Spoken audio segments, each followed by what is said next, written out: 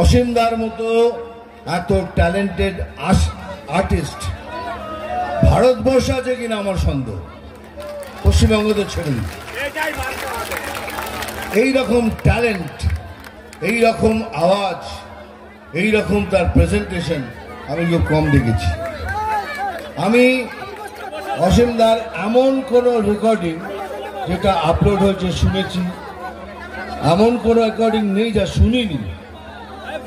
আমি চাই অসীমদার জন্য এসে আমি খুব আনন্দিত। অসীমদাকে আপনারা বিপুল ভোটে জয়ী করে আনুন, ছোট ছোট মার্জিনে হবে না।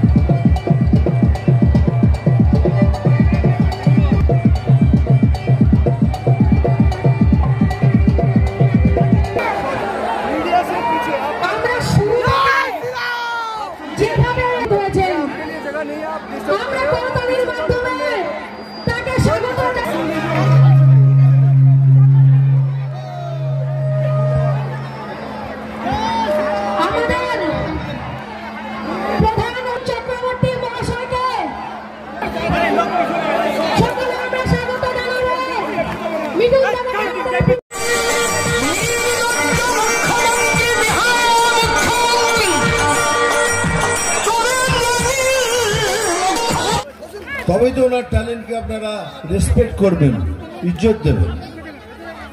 এবার কিছু বলতে হবে, সে বলার আগে বলে নি,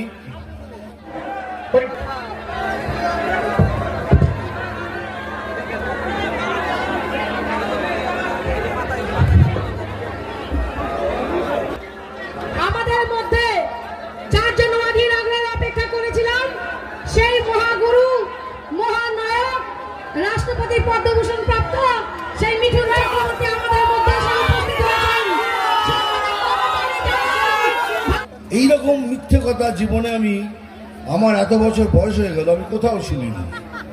কথায় কথায় মিথ্যে কথা, মিথ্যেবাদী চ্যাম্পিয়নশিপ উনি প্রত্যেক বছর জিতবেন। 8 বছর না, প্রত্যেক বছর জিতবেন।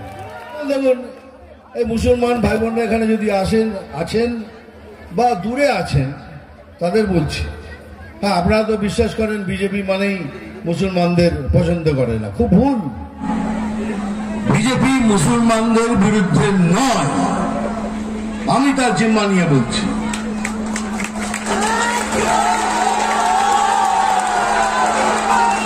দেখুন, তার একটা উদাহরণ দিচ্ছি। এই সিএএ কি বলে বেড়াচ্ছে? এই সিএএ নিয়ে পরেই তোমাদের দেশ থেকে বার করে দেবে, তোমাদের নাগরিকত্ব চলে যাবে, তোমরা না খেয়ে মরবে, তোমরা রেশন পাবে না, তোমরা এই পাবে না, ওই পাবে না, তোমরা যেভাবেই হোক নাম লেখাবে না। সিএএ নাগরিকত্ব কেড়ে নেবার আইন নয়, নাগরিকত্ব দেওয়ার আইন। যারা নাগরিক নয় তাদের নাগরিক করে দেওয়ার আইন। আর এটা শুধু মুসলমানদের জন্য নয়, এটা আমার জন্য, আমাকেও কালকে জমা করতে হবে।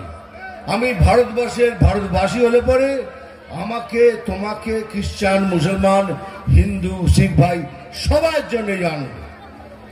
আর কিন্তু উনি অনির্বাণ মিথ্যে কথা বলে যাচ্ছেন, চলে যাবেন, চলে যাবেন, চলে যাবেন।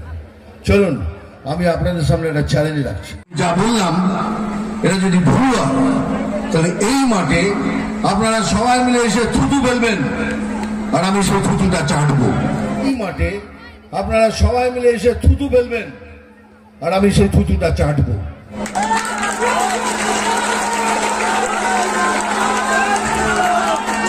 हिम्मत है? अरे भाई हिम्मत है तो सच बोल रहे हैं ना, डरने की क्या बात है? आप बोले लाओ इधर। এত বড় মিথ্যে কথা, তাহলে কিরম মিথ্যে কথা বলেন? কিরম মিথ্যে কথা বলেন? এই যে রামনবমীর দিন আমি আপনাদের পারমিশন দিচ্ছি যেন দাঙ্গা না হয়, দাঙ্গা কেন হবে না? আমরা দাঙ্গা করি না। দাঙ্গা করেন, এবার ধরা পড়ে গেছেন তো সন্দেশকারীতে বন্দুক আর বোম ওটা দিয়ে পুজো করার জন্য, জয় মা পুজো করার। বন্দুক আর বোম কি দাঙ্গা করার জন্য কি দাঙ্গা করার জন্য? কি করে পেলেন? এইটা হলো ওনার টেকনিক। উনি বলবেন দাঙ্গা নয়, তো আমরা রেডি থাকো, দাঙ্গা করতে হবে। উনি বলবেন দেখবেন গাড়িতে গাড়িতে সব অস্ত্রহার নিয়ে আসছে, তার মানে বুঝে যাবেন গাড়িতে করে অস্ত্র নিয়ে আসবেন।